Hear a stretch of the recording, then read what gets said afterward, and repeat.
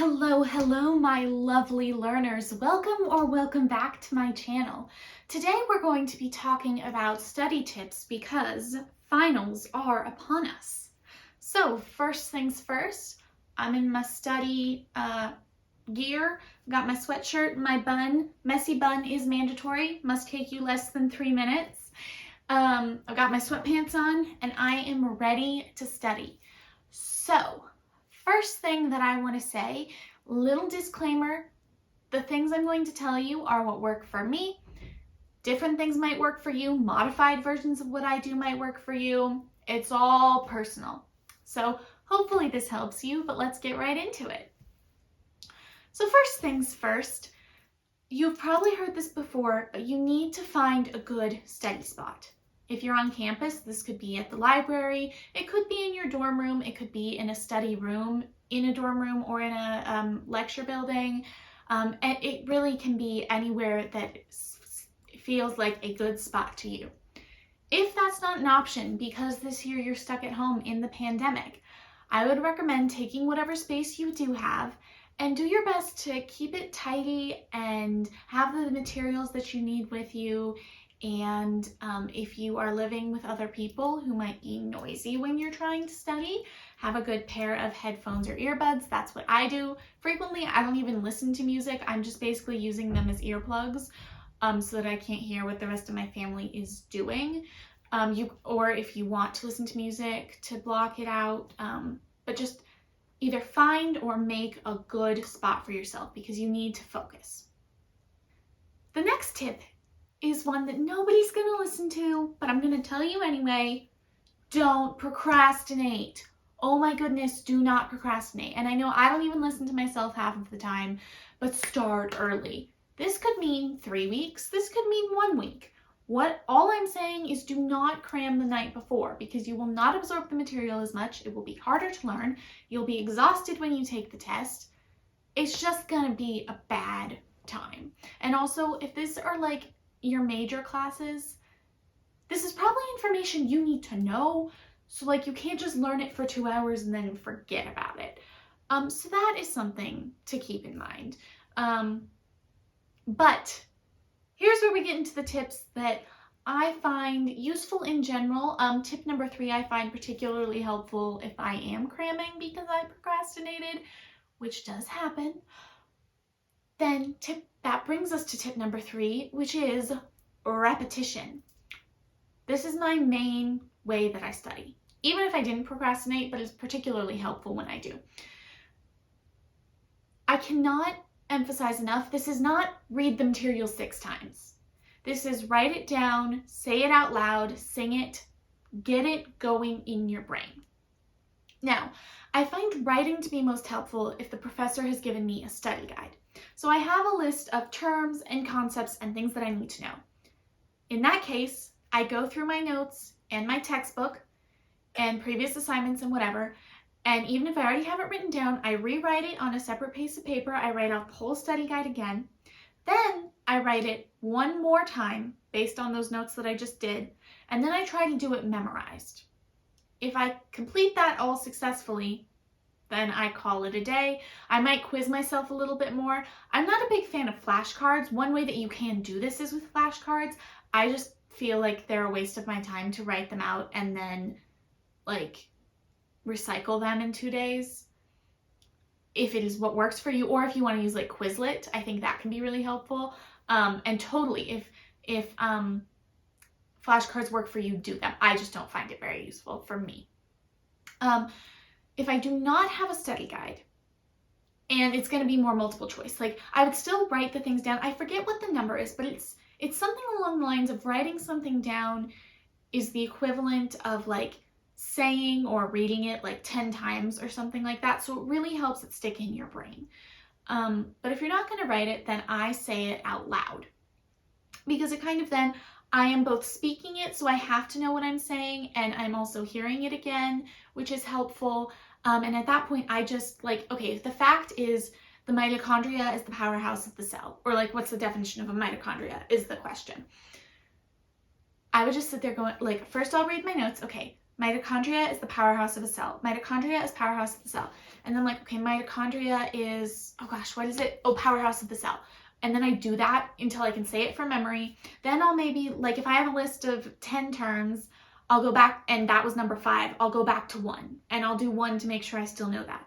And then I'll go back to 5. And then like, so once you have it memorized, you just memorized it in the specific order. It's not going to be in that order on the test. So then mix it up. And so then you memorize all 10 and all the concepts and whatever. So then you quiz yourself on, okay, number 9 was DNA. Number 5 was mitochondria, and like go through it that way, because that'll also help, because it's easier to memorize stuff in an order and then you'll recall it in that order. So it will be harder to find the information in your brain on the test if you have to go through 8 terms before you get to number 9, even though it was the first question, if that makes sense. The next thing that I'm going to say, this is tip number 4. You have been noticing me for emphasis moving my hands throughout this video. What this tip is about association in many forms. The first type of association that I use is, I don't know the actual terms, but I'm going to give you what I think of them in my brain as, is tactical. So if I'm working on a list of 5 terms, or, you know, it's like, here are the countries that grow coffee, and you have to list the countries, or you have terms that you have to list, or something. I either smack my hand, or I hit my knees, or my favorite one is, okay, like with the mitochondria example, okay, mitochondria, mitochondria, mitochondria. Okay, mitochondria is the powerhouse of the cell. Okay, mitochondria power. Okay, then I move to the next finger. DNA, full name is deoxyribonucleic acid. It's the genetic code. DNA, deoxyribonucleic acid. It's the genetic code. And I do that because then when I'm doing the test, I don't know if this works for other people. This is very helpful to me. If I remember my starting point is mitochondria and I can work my way to the other things. I usually use this in conjunction with repetition, because then I have repeated it enough that I have it associated with something that I'm doing. Something I also forgot to mention with repetition is singing. I find singing so helpful. It's actually scientifically proven that people learn things better when they're set to music. So either pick an easy tune that you already know, or make something up. Like it could be mitochondria is the powerhouse of the cell. That's one I actually use a lot. I don't know why, that just helps me learn it. And then that movement will also help me. Like I'm a tactile learner, so it's very helpful for me to get like the movement as part of the learning. This might not be as helpful if you're taking an exam in like a lecture hall, but if you're online like me, it might be better. Or if what you train yourself is tapping your fingers, nobody's going to pay attention to that in a lecture hall. They might if you start dancing, but you know, what are they going to do? The other thing, you could also associate 2 objects on your desk. Like you just stare at one thing while you learn that concept, and then when you see it again during the test, it'll help you remember. But possibly the best trick for most people is to use mnemonics. If you don't know what this is, it's kind of making a different association, a word association type of thing. Hey y'all, Editor Lauren again. I didn't like the example I originally had here, so I'm going to give you a better one right now. So the example that I would say of a mnemonic is the hunger hormone is called ghrelin, which sounds like gremlin, and gremlins are hungry. So I will remember ghrelin, gremlin, hungry. And you can see what else I have to say about that now. They don't have, like that might make no sense at all to you. And you can come up with your own, you can ask people for suggestions. But it's kind of just like a quirky way that gets your brain thinking about it, because even if you make something that makes no sense at all, if you think torch and then you think outstanding, or if you think torch and you're like, huh, that was funny when that person said torch and outstanding go together, you've just made a connection even though it didn't make sense to you why they put those things together. So try that. It is so useful for terms. Honestly, it's a great trick. That is one of the other ones I use the most. Just because like I'll be reading something and I'll be like, oh yeah, that's like pick anything. When a tree is growing out of the ground, so then when I see it again, I'm like, I remember when I thought that was like a tree growing out of the ground, and suddenly I remember what I was reading when I was looking at it. It's very weird. I don't know if this is just my brain. Actually, mnemonics I know work for a lot of people, so not just me on that one, but it's so useful. I don't know the science, but I love it. So, tip number 5 is review the previous exams from the course. So this might be a little more tricky if you're in person, if they don't like hand back your exams, but I know a lot of universities are doing online exams in general anyway, so you should be able to access them in your like online course portal situation. For UNC, that is Canvas, and you can go back and look. A lot of my professors at UNC this past year have taken content directly from old exams and put them on the final, so that is a great way to study. Or even if it's not the exact same questions and type of thing, it will give you an idea of what kind of test the professor writes. So if you can check to see, is it going to be all short answer questions?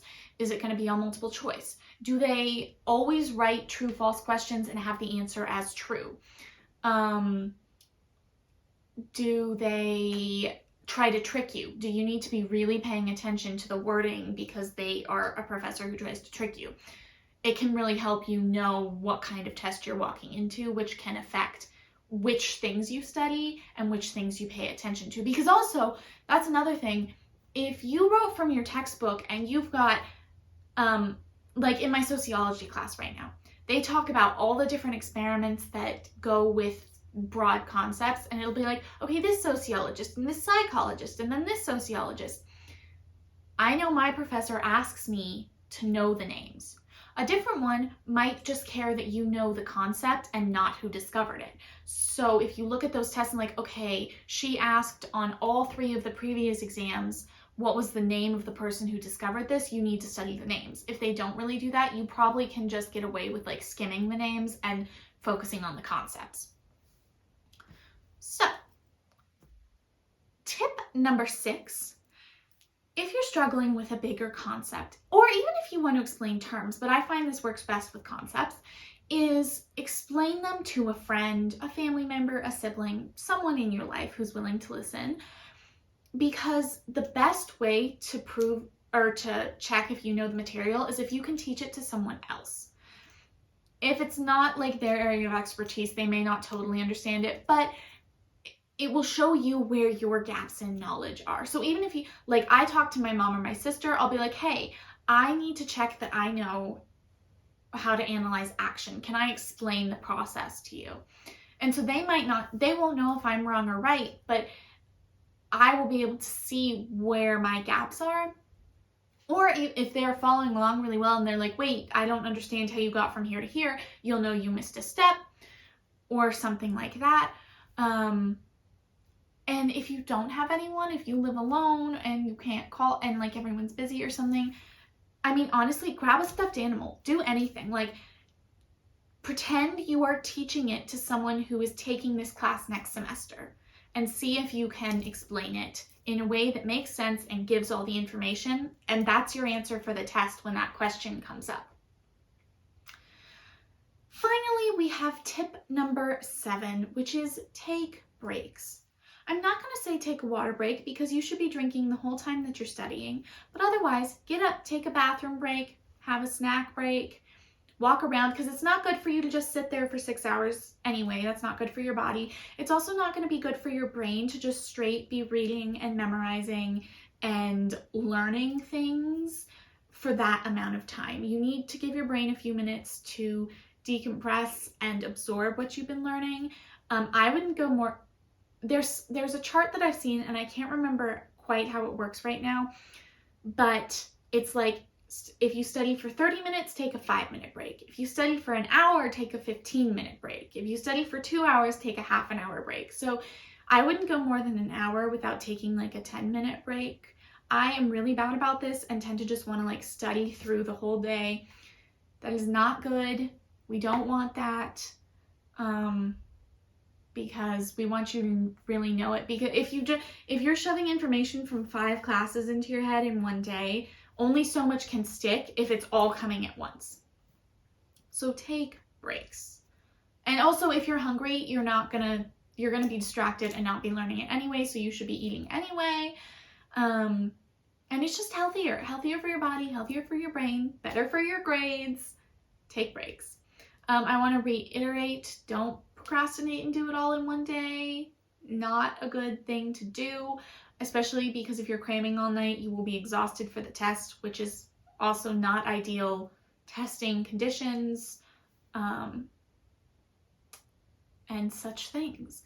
One more thing that's not really a tip, but I just wanted to note is take these skills and these tips and apply them differently for each different class. I have 5 classes and I'm studying for all of them in different ways because, like I said, if one has a study guide, that changes how I study for that class than for a class that I only have notes. Or for my sign language class, I don't have notes. I just have to go through and look at the vocabulary and make sure that I know all the signs.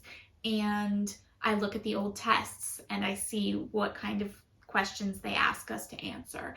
And so every class and professor is unique, so you need to adapt your studying to each class, but find the ways that work best for you and stick to them.